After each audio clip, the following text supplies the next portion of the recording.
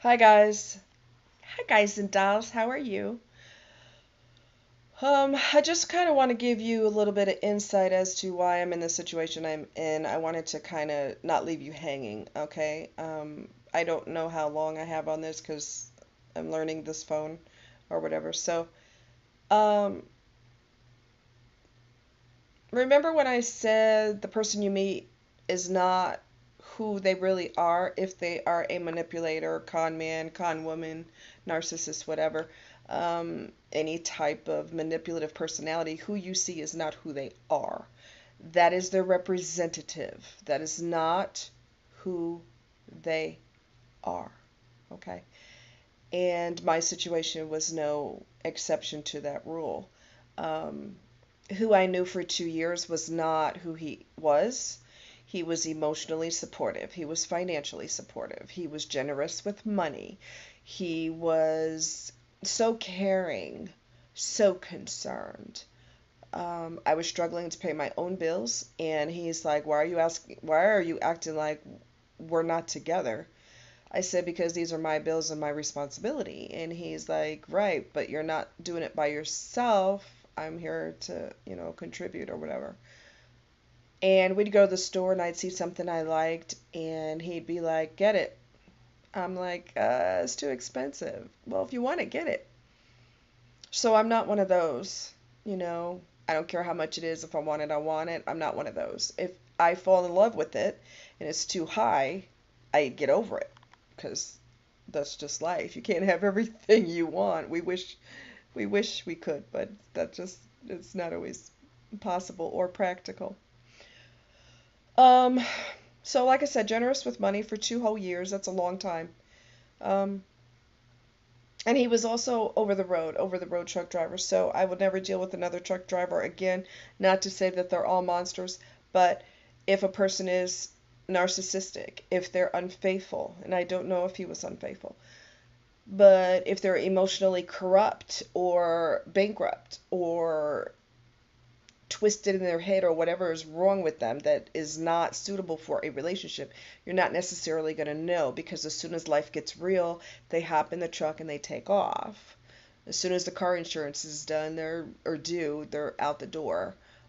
So I'm not going to put myself in that situation again. For someone who is emotionally dead, it's a perfect job for them. A person who is a salesperson, that's a perfect job for them. They're never around, so you can't really demand something or expect something from someone who is never there. So it's perfect job for certain personality flaws or personality disorders. Anyway, so for 2 years, Mr. Generous, Mr. Kind, if you want it, get it. No problem. Would call me and ask me, "How's your pocket?" Shoot me a couple dollars. My microwave died. He went ahead and replaced the microwave without question. It did last. It lasted a total of 2 years. And then a big deal that I noticed was when we went on vacation outside of the country, every single time we were going to leave the country, he picked a fight with me. Every single time. Normal people, got to put that caveat in there. Normal people are excited to go on vacation. They're going on vacation because they want to get away from everyday life. They're not wanting to pick a fight with people, and it doesn't put them in a bad mood. So it's absolutely ridiculous to fight with someone every time you go out of the country or go on vacation. But that's what this individual did, to the point where I said, "I'll go on this vacation by myself. And if you think I'm kidding, watch me. I'm an adult. I know how to get on an airplane by myself. I don't need you." So anyway, dealt with a lot of drama with his ex-wife. I had to deal with it 100% by myself. I had a relationship with her children. Her kids loved me. I'm not drama and Jerry Springer like both of her parents. Their parents are. Um, and so they like me because I'm not a drama queen. They like me better than they like their parents, and their mother hated that. Well, if you weren't such a psychopath, maybe they'd like you too. You know what I'm saying? I don't have the money to pay them to like me, so obviously there's something they see in me that you obviously don't have. Anyway, So I went through hell with her, and I had to go through it by myself. A real man would contact his ex-wife and say, "That's my fiance, or that's my wife. You're gonna freaking chill. Is what you're gonna do. You're gonna stop. When you call my home, you show some respect." That's what a real man would do. A narcissist doesn't care what you're going through because it doesn't pertain to them. Deal with it. He's gonna hop in his truck and, you know, sashay down the road, so he's not really worried about what you're going through. So I had a meltdown because of what she was putting me through. I'm not a violent person. I wanted to go to Pennsylvania and whoop her ass. I'm just going to tell you straight up. I wanted to go there and beat the living crap out of her. And I'm not a violent person, but you're going to aggravate the peace in my home one time too many, and me and you are going to have a problem. So I ended up calling the police on her and filing a police report for harassment. Um, the officer listened to all the messages on my answering machine, and he said, "Damn." I said, "Yeah, I deal with that every day." She was harassing me on the phone every single day, nonstop. It was a hellish nightmare, and I had to deal with it alone. Um, so he started in slow motion, pulling money away from me, giving me less and less and less and less, and then giving it to me when he felt like it, and then lying and saying he didn't have it, and all of this. And he was making good money, working for a company where you're relocating corporate people. So he's making pretty good money, okay? But hear him tell it, he just didn't have it. And he didn't have it on time. And it just got worse and worse and worse and worse. And so between the lack of financial security, and I had to work, even though I had chronic pain, I had to work overtime and do whatever I had to do to make ends meet because he wasn't contributing to the household. So between that and dealing with his psycho ex, I pulled away from him emotionally, and every way you can pull away from your partner, I pulled away, because if I don't feel emotionally protected by you, and I got to deal with your crazy ex by myself, if you need to get your groove on, you can do it by yourself. And it's not a matter of punishing the person by not being intimate. I don't have a desire to be intimate with someone who has no respect for me. You do not respect me, I don't want you. Okay? I don't. That's just the way it works. I'm not one of those people that you touch my buttons and I'm ready to roll. I have to be safe in my brain. Okay? Your biggest sex organ is your brain. And if I'm turned off in my brain because of how you treat me, last thing I want is to be intimate with you. The last thing I want is to be close with you.